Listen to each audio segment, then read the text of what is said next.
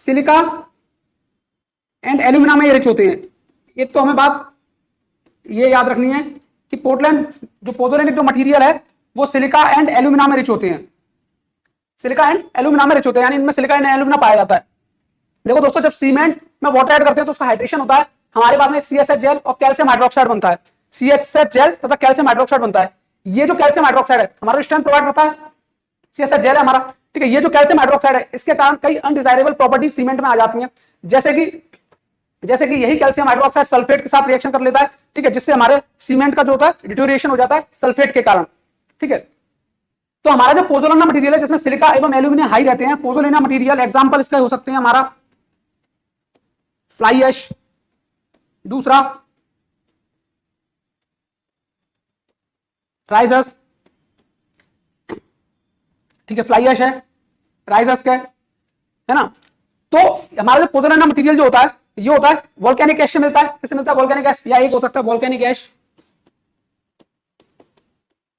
ये हमारे क्या पोजोलाना मटेरियल होते हैं जिनमें सिलिका एवं एल्यूमिनियम अत्यधिक मात्रा में पाया जाता है। ये सिलिका एंड एल्यूमिनियम इस कैल्शियम हाइड्रोक्साइड से रिएक्शन करता है, ठीक है, और कन्वर्ट हो जाता है किसमें? C3S, C2S, C3A, यानी जो वॉच कंपाउंड्स होते हैं हमारे सीमेंट के उनमें, ठीक है। अब ये वॉच कंपाउंड्स हमारे सीमेंट में पहले से ही रहते हैं, सीमेंट क्लिंकर्स में यही तो होता है, ये फिर से वाटर से रिएक्ट करता है और CSH जेल बनता है। तो यानी कि CSH जेल का जो अमाउंट पहले इतना था और ज्यादा CSH अमाउंट बढ़ गया, ठीक है, और ये जिसके कारण अनडिजायरेबल प्रॉपर्टीज थी ये क्या हो गया? कम हो गया। ये सल्फेट के साथ रिएक्शन कर लेता है और सीमेंट का हमारा सल्फेट के कारण क्या होता है? डिटोरिएशन हो जाता है, यानी कि क्षय हो जाता है, ठीक है। तो यही कैल्शियम हाइड्रोक्साइड पोजोलैनिक मटेरियल से रिएक्शन करके C3S, C2S, C3A में कन्वर्ट कर देता है। यही तो दो चीजें हैं जो सीमेंट को मेन स्ट्रेंथ प्रोवाइड करती हैं। C3S, C2S सबसे ज्यादा स्ट्रेंथ C3S प्रोवाइड करता है, ये वाटर के साथ फिर से रिएक्ट करता है और CSH जेल का अमाउंट बढ़ जाता है। इससे हमारा सीमेंट का क्या स्ट्रेंथ बढ़ जाता है, क्योंकि ये जो पोजोलाना मटेरियल है जिसमें सिलिका एवं एल्यूमिना है, इसकी जो रिएक्शन करने की जो रेट होती है वो हमारा जो सीमेंट है C3S, C2S, हमारा जो सीमेंट है सीमेंट के कंपैरिजन में कम होती है। इसीलिए जब पोजोलाना जो सीमेंट है, पोर्टलैंड पोजोलाना सीमेंट है, इसकी जो इनिशियल स्ट्रेंथ है वो क्या निकल के आती है? कम निकल के आती है, ठीक है।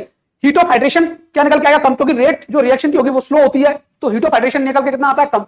तो देखो, addition of Portland cement increase the heat of hydration, नहीं, हीट ऑफ हाइड्रेशन कम होता है। इंक्रीज इन अर्ली स्ट्रेंथ, ये जो रिएक्शन होती है ये स्लो रिएक्शन होती है। कैसी रहती है? स्लो रिएक्शन होती है, ठीक है। तो इंक्रीज इन अर्ली स्ट्रेंथ इसका जो रहता है पोर्टलैंड पोजोलाना सीमेंट का जो अर्ली स्ट्रेंथ रहता है वो पीपीसी के कंपेयर में थोड़ा सा कम रहता है, लेकिन जो अल्टीमेट जो फाइनल स्ट्रेंथ निकल के आता है उसमें कोई फर्क नहीं होता, वो सेम ही रहता है। तो अर्ली स्ट्रेंथ क्या रहती है? कम रहती है, ये गलत हो जाएगा। इंक्रीज इन द वर्केबिलिटी, ये जो हमारा होता है पोजोलाना मटेरियल, ये बहुत फाइन मटेरियल होता है, ठीक है, और इजीली वर्केबल होता है। इजीली क्या होता है? वर्केबल। तो हमारा जो पोजोलाना मटेरियल की वजह से जो सीमेंट है, या हमारा कह सकते हैं पोर्टलैंड पोजोलाना सीमेंट की जो वर्केबिलिटी है वो ज्यादा होती है किससे? ऑर्डिनरी पोर्टलैंड सीमेंट से। तो हमारा ये आंसर क्या है? सी करेक्ट आंसर है। सी हमारा क्या है? करेक्ट आंसर है, ठीक है। तो हमारा इस क्वेश्चन का आंसर हो जाएगा सी। इसके अलावा हम देखेंगे, देखिए हीट ऑफ हाइड्रेशन तो कम होता है, हीट ऑफ हाइड्रेशन कम होता है, ठीक है, वर्केबिलिटी ज्यादा होती है, ठीक है। परमेबिलिटी की बात करें तो अगर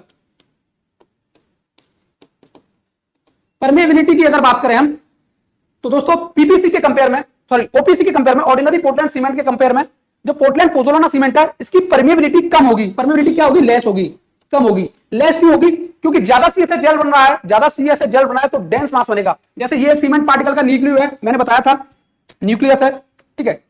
इसके चारों ओर जैसे ये वाटर के कांटेक्ट में आएगा, ठीक है, ये क्या है? इसके चारों ओर इस तरीके से जेल बनता जाएगा और ये बढ़ता जाएगा इस तरीके से। इधर भी एक पार्टिकल है, ठीक है, इधर भी एक सीमेंट न्यूक्लियस है, ये है, ठीक है। इसके चारों तरफ भी क्या है? जैसे ये पानी के कांटेक्ट में आएगा तो ये जेल बढ़ता जाएगा, ठीक है।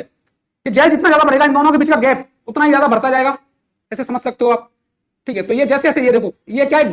डेंस मास हो गया इस तरीके से, ठीक है। ऐसे इसी तरीके से हमने समझा था कि रेट ऑफ हाइड्रेशन इसीलिए धीरे धीरे क्या होती है? कम होती जाती है, क्योंकि वाटर का जो कनेक्शन है, जैसे CSH जेल कवर करता जाता है न्यूक्लियस को, वाटर का कनेक्शन है उससे कम होता जाता है, तो रेट ऑफ हाइड्रेशन धीरे धीरे कम होता जाता है, ठीक है। ये इस तरीके से CSH जेल के ज्यादा अमाउंट के कारण इसमें जो परमेबिलिटी निकल के आती है वो क्या हो जाएगी? परमेबिलिटी कम हो जाएगी। श्रिंकेज की बात करें, श्रिंकेज प्रॉपर्टी की बात करें,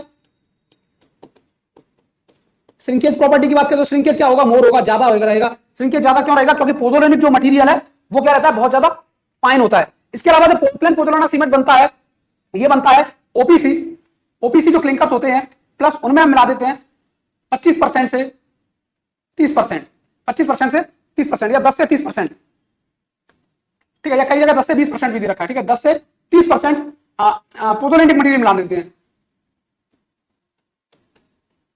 पोजोलैनिक मटेरियल पोजोलिनिक मटेरियल मिलाने पर हमारा पोर्टलैंड पोजोलाना सीमेंट बनता है। ये हमारे पोजोलिनिक मटेरियल है, ठीक है, ये हमारे पोजोलिनिक मटेरियल है। तो ये प्रॉपर्टी में चेंज आता है। अब देखो, क्योंकि कैल्शियम हाइड्रोक्साइड जो पहले ओपीसी में रह रहा था, ठीक है, इसी कैल्शियम हाइड्रोक्साइड से हमारा पोजोलिनिक मटेरियल कन्वर्ट करके इनको में कन्वर्ट करता है, यानी कि इसकी कमी हो जाएगी। तो यानी कि ये जो सीमेंट है ये सल्फेट रेजिस्टेंस रहेगा। कैसा रहेगा? सल्फेट रेजिस्टेंस, यानी मरीन वर्क्स में हम इसका यूज कर सकते हैं। दूसरा, इसका हीट ऑफ हाइड्रेशन कम रहता है, क्योंकि रेट ऑफ रिएक्शन स्लो रहती है। तो हीट ऑफ हाइड्रेशन जब कम रहेगा तो हम इसको मास कंस्ट्रक्शन में यूज कर सकते हैं। मास कंस्ट्रक्शन जैसे यहाँ पर कंक्रीट का या सीमेंट का बहुत ज्यादा बल्क में यूज होगा, जैसे हमारे डैम वगैरह है, ठीक है। तो मास कंस्ट्रक्शन में हम लोइड सीमेंट को क्यों यूज करते हैं? क्योंकि ये हमारा कोई डैम हम बना रहे हैं, ये हमारा कोई डैम है, ठीक है।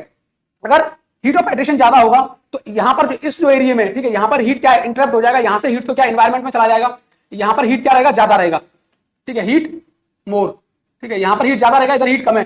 तो इस हीट में डिफरेंस होने की वजह से इसमें टेम्परेचर स्ट्रेसेस आ जाएंगे, एक तरीके से हीट की वजह से स्ट्रेस जनरेट हो जाएंगे। इसीलिए मास कंस्ट्रक्शन में हम लोइड सीमेंट यूज करते हैं। तो इसको मास कंस्ट्रक्शन में भी यूज कर सकते हैं, मरीन वर्क्स में यूज कर सकते हैं, ठीक है दोस्तों, श्रिंकेज ज्यादा होंगे। तो ये सब है हमारा क्वेश्चन नंबर 1 के बारे में, जिसका आंसर हमारा हो जाएगा सी, इंक्रीज इन द वर्केबिलिटी।